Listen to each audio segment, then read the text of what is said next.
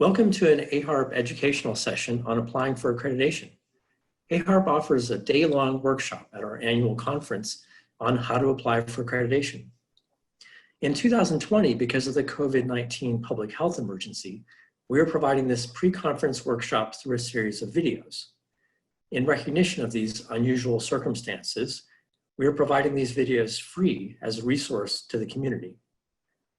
We are extremely grateful for our presenters from the conference who were excited to move forward and provide education through videos. We thank all of them for generously devoting their time and extensive experience. I will now turn it over to Monica Markowitz from Virginia Commonwealth University and Julie Ogier from Vanderbilt University. Thank you, Robert. This is Julie Ogier, and Monica nor I have any conflict of interest with this session. So let's move on to the beginning of the session. Thank you. I want to start with today's research landscape.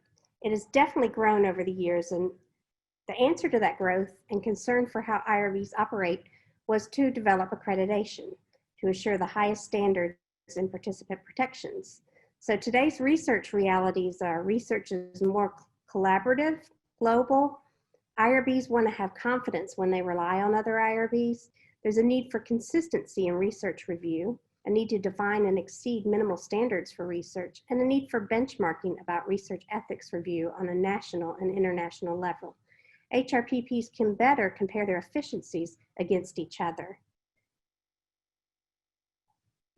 The accreditation model has three basic philosophies sewn into it. First, it's voluntary, it's peer-driven, and it's educationally based. Diving a little deeper into accreditation is entirely voluntary. The desire to be recognized as a high-quality program for human subjects research with its flexibility in meeting the standards and responsive changing to demands raises the bar from the basic regulations to a higher bar while remaining flexible and accomplishing accreditation. With the regulatory landscape changing frequently, the accreditation model adapts well. It is a peer-driven process. All of the standards reflect existing requirements. The standards reflect stakeholder input and were developed with experience and reason and innovative practices. And the standards are judged by peers.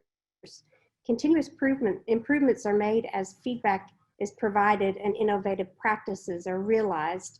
It is a learning experience for AAHRPP as well as the organization seeking accreditation. It is educationally based. It's not an audit, but rather uses a self-assessment through our evaluation instrument to guide you through your process. After you submit your assessment or self-evaluation, we will use essentially the same tool to evaluate your policies and procedures and provide you feedback. After you make those revisions or explain why those revisions are not needed, your site visit is planned, and more about these steps will be coming. Hello, everyone. This is Monica Markowitz, and I'm going to take over at this point. Starting with the application process. You can see by this little cartoon here that we take it quite seriously that you have applied for this process and you've taken on the challenge of applying for accreditation, knowing that it would be a lot of work, knowing that it would be a significant investment of valuable resources, and we extend kudos to you. AAHRPP is very much in the business of trying to facilitate accreditation and will help you as much as possible. So let's dig in just a little bit further now. On this slide, the accreditation pathway, you see different colored boxes. The yellow boxes really indicate your portion of what you will do on the accreditation pathway, and you can see that it starts with you, with self-assessment. There will be a little bit more discussion about self-assessment in some of the other presentations. So we'll go straight to the step 1 and the step 2 pieces of the application, which again is what you do at your organization. You can see that the step 1 application is prepared and submitted. And then it goes to the green section, which indicates the section that AAHRP, as AAHRP staff and or AAHRP step 1 reviewers or site visitors take on. After the evaluation of the written materials, it goes back to you, goes back to AAHRP. You can see how the arrows just kind of take you back and forth until the culmination in the purple box is at the bottom, which are the responsibilities of the Council on Accreditation. So let's talk about some of these pieces just a little bit more. Beginning with the application process. The step 1 process is really kind of the organization's sort of initiative or initiation of the AAHRP accreditation process. At step 1, there are a variety of different pieces that are submitted. There is section A, which is the application form, section B, which is the overview of your human research protection program. Section C is an element by element description. Section D is the supporting documents, to support what has been included in section C. And then section E includes the rosters of the IRB or the ethics committee, whichever is the choice of the organization. And submitted at step 2, you can see that there are some additional portions, section F, G, and H, plus all of the sections that had been submitted at step 1. So let's just kind of pull that apart a little bit more. And in the next slide, you can see just a little bit more concentrated detail on the step 1 application. So the section A, B, C, and D are placed into one continuous PDF with bookmarks. And then there is an additional Excel file, which would be the IRB roster. The step 1 application is submitted to the organization, and then the step 1 reviewer, who is also a site visitor and a volunteer from an organization that is accredited somewhere in the world.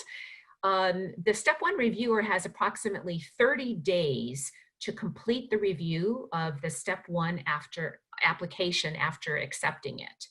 And then during this time, the step 1 reviewer will be in touch with the organizational contact individual about aspects of the application, perhaps asking for clarification or maybe modification by the organization. And those clarifications and modifications are ultimately approved, they're reviewed and then approved by the reviewer. So the step 2 application incorporates those clarifications and modifications that had been placed in the now approved step 1 application. And that step 2 application is, as had previously been indicated, includes some additional sections. So if there had been changes requested in the step 1 application, those will now be reflected in section A, B, C, D, or E of the step 1 application.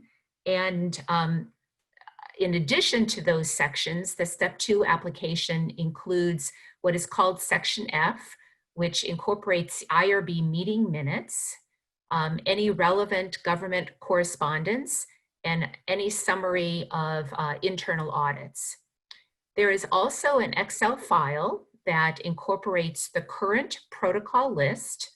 And then there's another Excel file which incorporates, this is section H, which incorporates a list of key personnel and titles or roles of these key personnel are supplied to you through AAHRPP, and then you at the organization fill in the names of the individuals who have taken on those particular roles or positions within your organization. And the intention of that is really to have those names and positions in order to create the site visit interview schedule.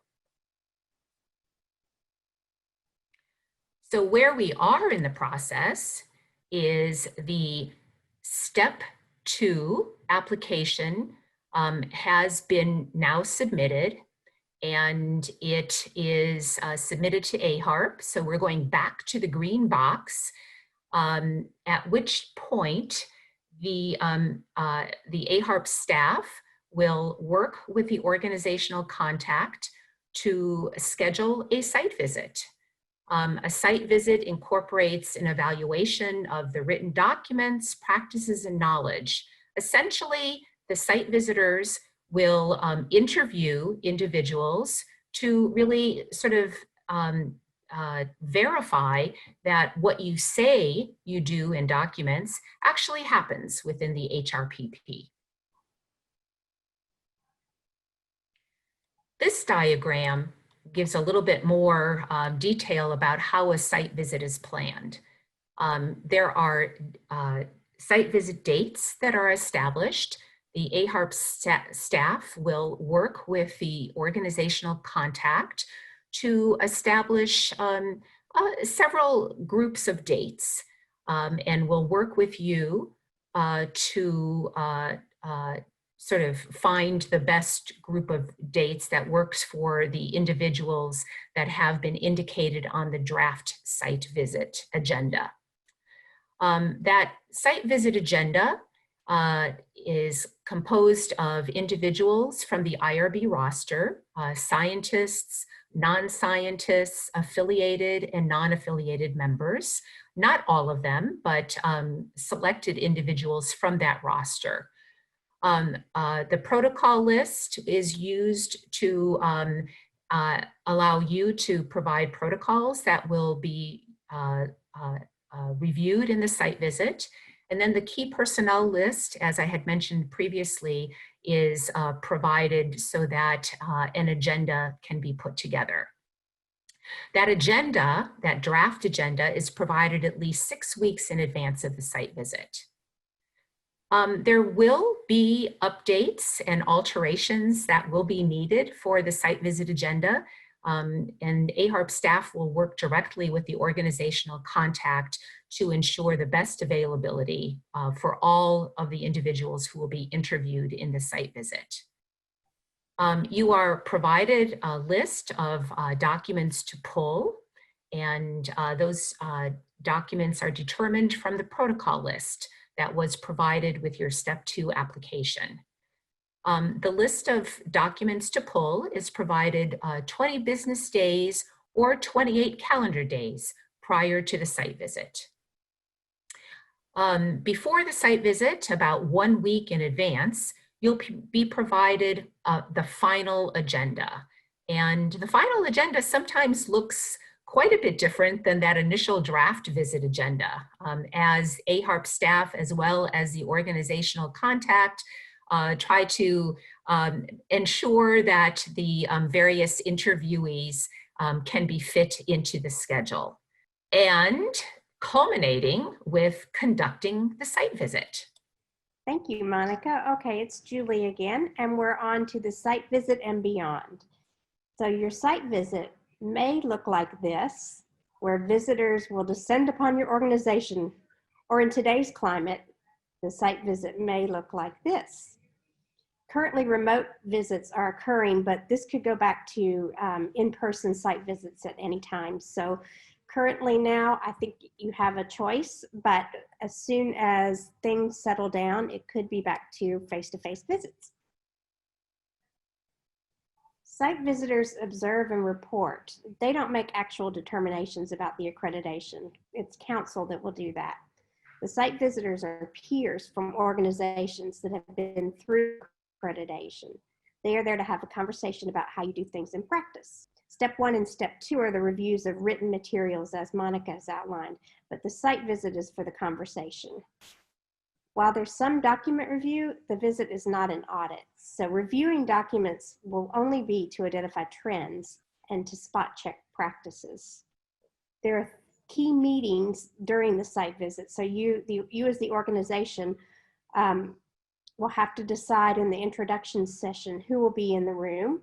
And this session will outline logistics for the visit, such as timing of interviews, how to navigate electronic records if possible, or where paper records are located.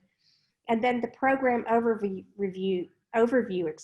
This is the organization's opportunity to tell the site visitors about their age and organizational structure. Site visitors may ask questions during this time and confirm things that have been given in Section A and Step 2 of the application.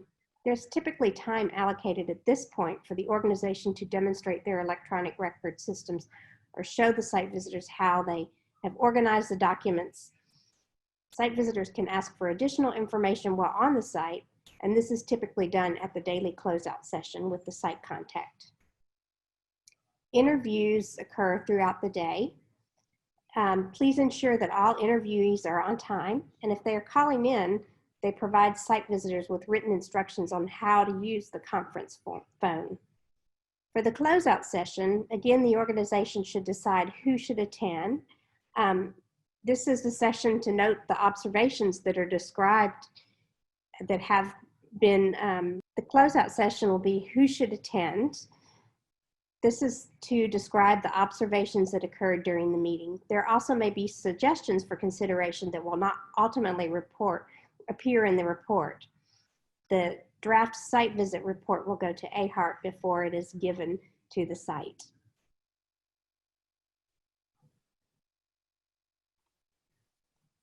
So what does the draft site visit report look like? Observations will be feedback on each individual element. Within those observations, any areas of concerns will be labeled by the element. Council will determine which requirements are not met, not the site visitors. For tips, you can go to the evaluation instrument and read what is required for that element on the website. If the organization has questions regarding how to respond and what is required to meet an element, they can ask AAHRPP staff to have a conference call or review a preliminary response, but council will make the final determination of what goes into the report. Responses to concerns that are regulatory could potentially need to be reported to federal authorities. If you get such a report, an initial accreditation, it may be acceptable to just have a plan and reaccredit things.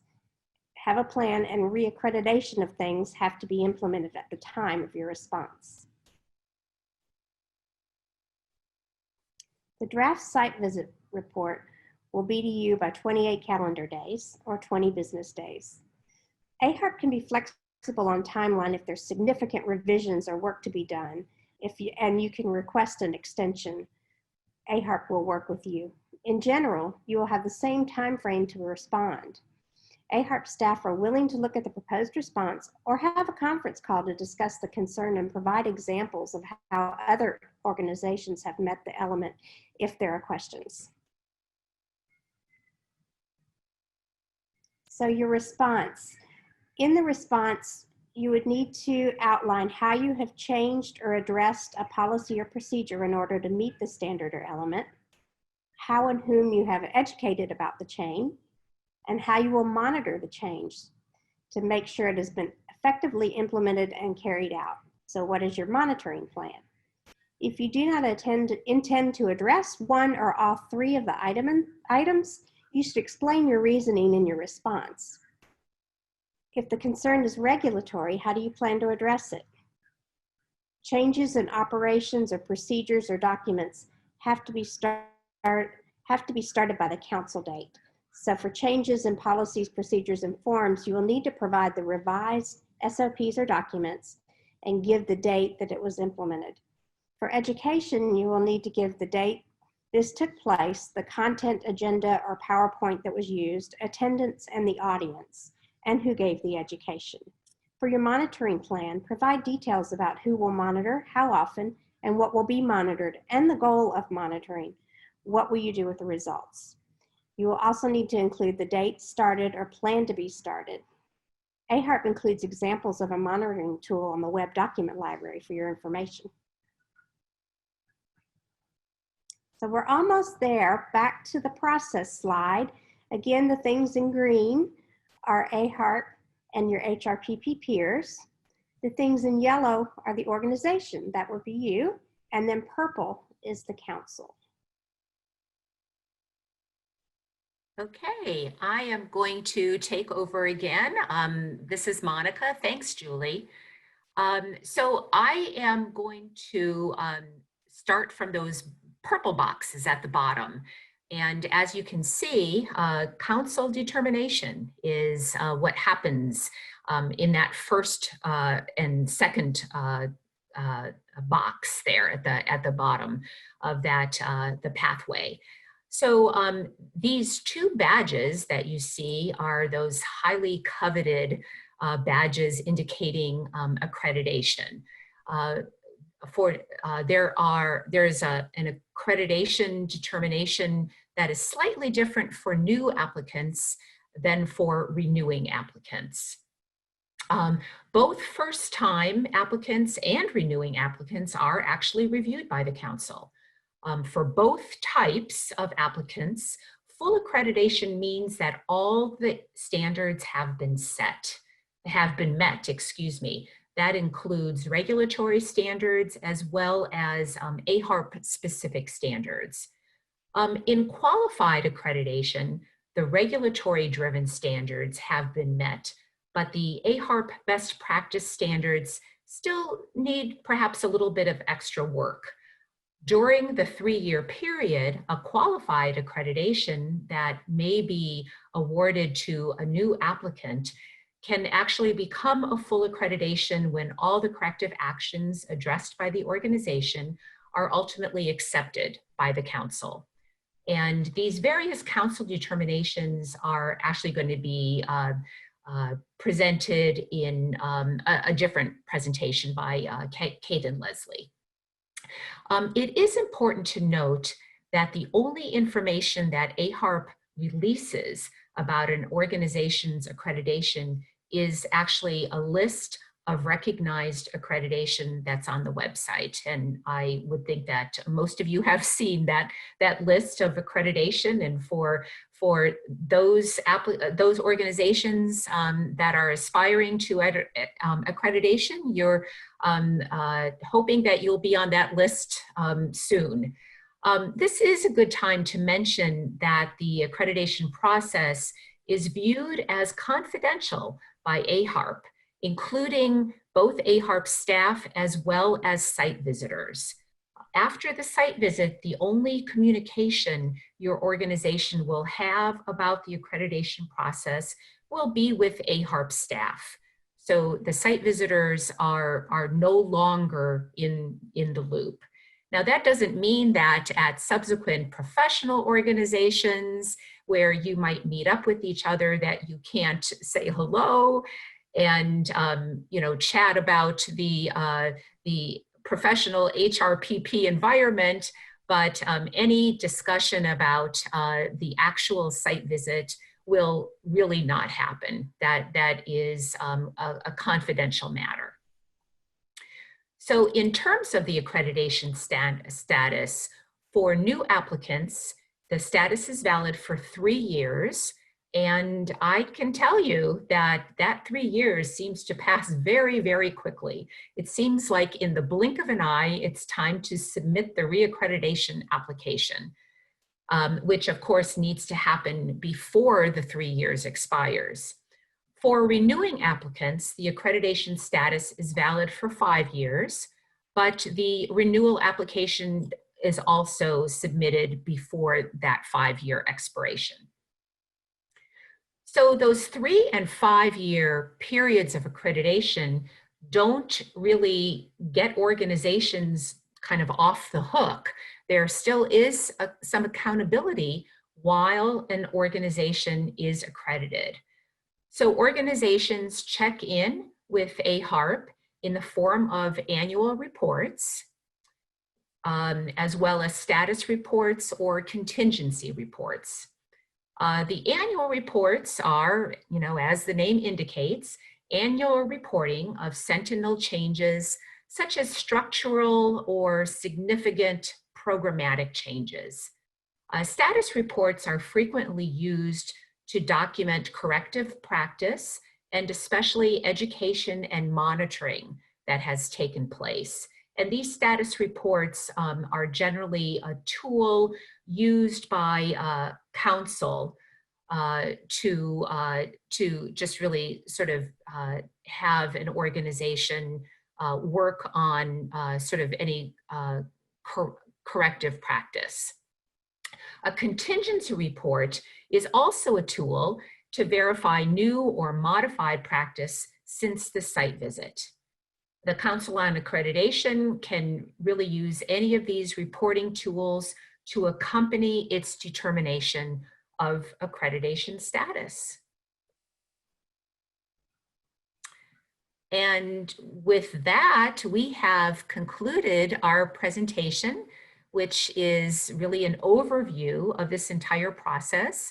And there will be other presentations that will take you much more into the weeds, give you much more detail about how it works. Julie and I thank you for your attention, and we look forward to seeing or meeting you at some point in the future. Thank you. Thank you to Monica and Julie. We really appreciate your excellent support for human participant protections and AAHRPP during this difficult time. This concludes this presentation, but please check our website for other videos in our pre-conference series on applying for accreditation.